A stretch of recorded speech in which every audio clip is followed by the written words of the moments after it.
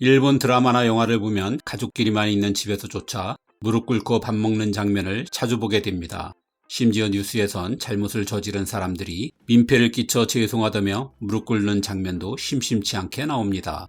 일본에선 이 자세를 세이자라고 합니다. 즉, 바르게 앉는 자세라는 뜻입니다. 이 불편하기 짝이 없는 자세를 바르다고 하는 나라는 일본밖에 없죠.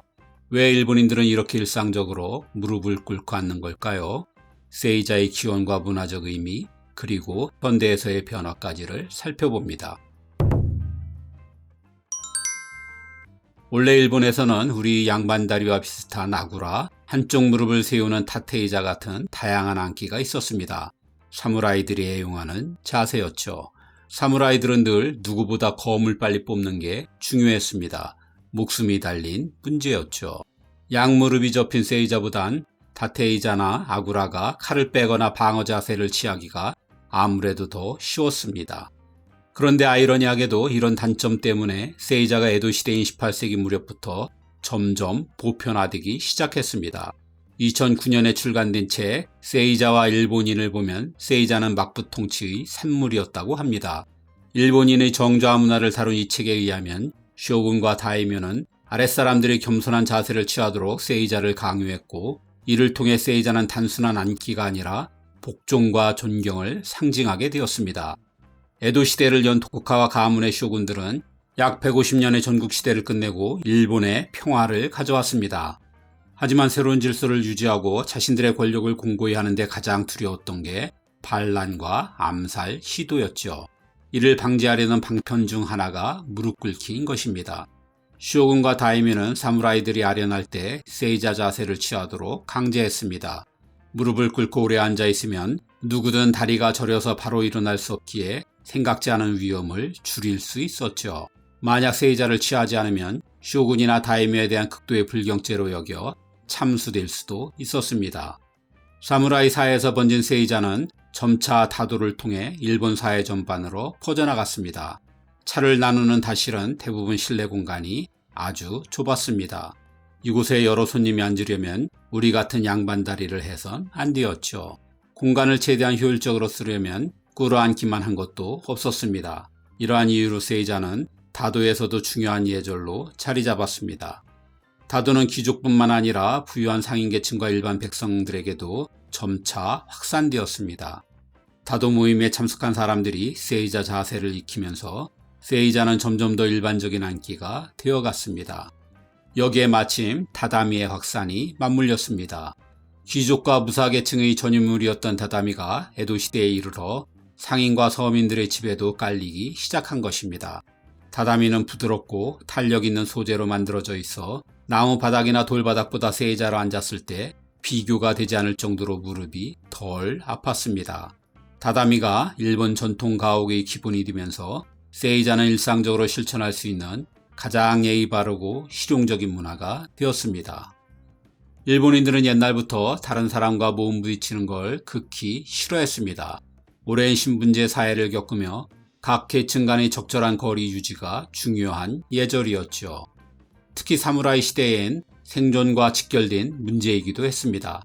아무리 좁은 골목이라도 실수로 부딪히는 날엔 여차하면 목이 날아갈 수도 있었습니다. 이러한 환경에서 사람들은 자연스럽게 일정한 거리를 유지하는 습관을 갖게 되었습니다.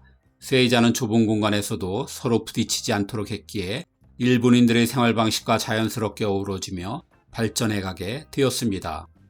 세이자가 일본에서 남녀노소 가리지 않는 앉기가 된 것은 메이지 유신 이후였습니다. 일본 정부는 서양 문물을 적극적으로 받아들이며 근대화를 추진했습니다. 하지만 일본이 급격한 서구화를 이루면서 기존의 전통 문화가 약화하는 것에 대한 우려도 커졌습니다. 이에 따라 정부는 서양식 문화와 대비되는 일본 고유의 정체성을 강조할 필요가 있었습니다. 특히 일본의 전통적 가치와 질서를 유지하기 위해 그에 합당한 예절과 행동 양식이 강조되었고, 그중 하나가 세이자였습니다. 이때부터 일본에선 세이자로 앉는 자세를 학교에서 정식으로 가르쳤습니다.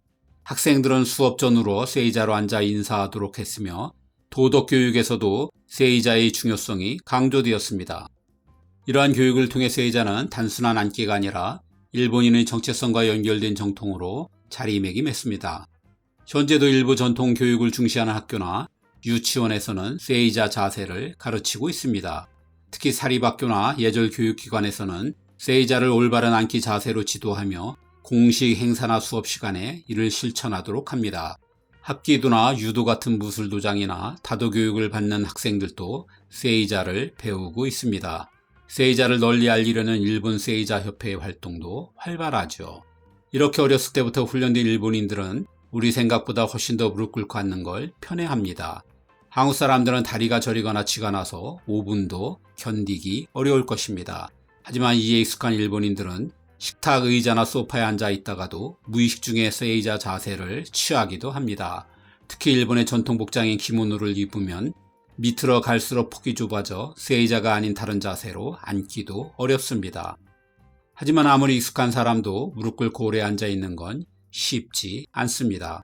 과거 일본 학교에서 벌을 줄 때 세이자를 시키는 경우가 많았던 것만 봐도 알 수 있습니다. 숙제를 안 했거나 선생님 지시를 따르지 않았을 때 교실 뒤에서 오랫동안 세이자로 앉아 있어야 했죠. 이러한 경험 때문에 세이자를 부정적으로 보는 일본인들도 꽤 있습니다. 세이자가 성장에도 악영향을 끼친다는 의견도 있습니다. 어린 시절부터 세이자로 앉는 습관을 들이면 하체 성장판에 압력이 가해져 키 크는데 방해가 될 수 있다는 것입니다. 일본 여성들에게 많은 안짱다리도 어릴 때부터 세이자로 앉아온 습관 때문이라는 설이 있습니다. 또 세이자는 무릎 관절에 부담을 주어 장기간 지속할 경우 퇴행성 관절염을 유발할 위험성도 높아집니다. 이 때문에 나이가 들면서 세이자로 앉는 것이 점점 더 어려워하는 사람들이 많습니다. 이런 사람들을 위해 일본에서만 파는 아주 독특한 물건도 있습니다. 세이자 보조대 또는 세이자 의자라고 불리는 상품입니다. 장시간 무릎 꿇고 앉아야 하는 사람들에게 필수품인 이 물건은 다리를 받쳐 혈액순환을 돕는 역할을 합니다. 보통 2, 3만 원 정도지만 다도용으로 장인이 만든 작품은 수백만 원씩 하기도 합니다.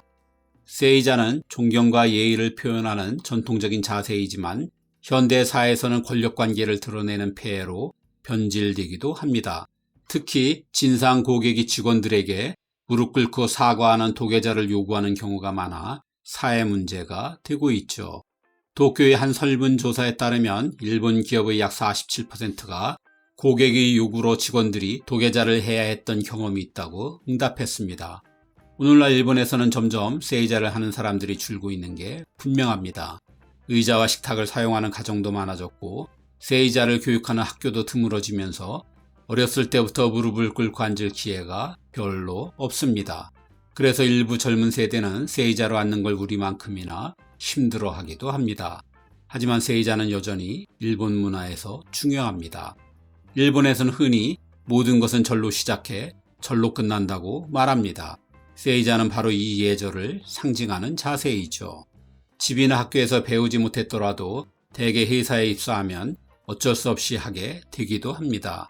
특히 고객이나 비즈니스적으로 처음 만난 사이에선 신뢰와 겸손을 표현하기 위해 세이자를 하는 경우가 많기 때문입니다.